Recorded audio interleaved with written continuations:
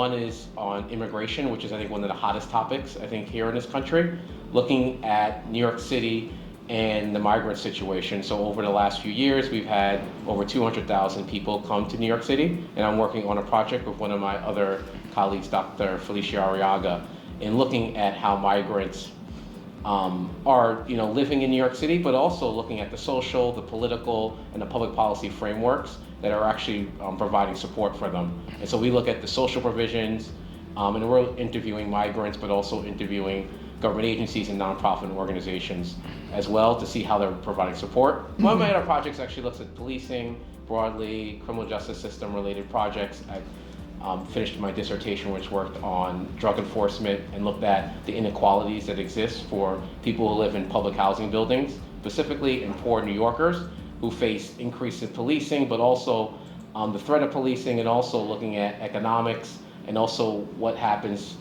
with the impact of a conviction or an arrest on their lives. And I found numerous problems, I think, in terms of finding jobs and lost wages and other economic issues.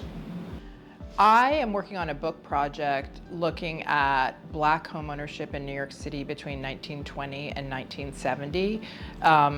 Looking at how Black homeownership started in Harlem and then moved to central Brooklyn, mainly Bedford-Stuyvesant, and then to several neighborhoods in Southeast Queens.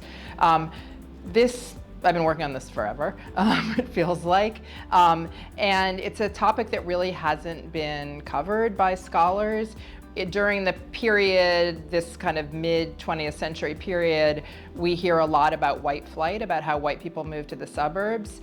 And we hear a lot about the bad things that happened to Black people who remained in cities, primarily moving into public housing, which was underfunded and didn't do very well. But what we don't hear about is when white people fled, it created opportunities for sustainable home ownership for Black people. And there were a lot of struggles along the way. They had a lot of difficulty getting financing, but many of these Black families were able to secure toeholds in these neighborhoods and build significant amounts of equity. So this project has been a lot of work and a long time coming, but it's been really interesting to work on because it's both a kind of devastating project and a very hopeful one.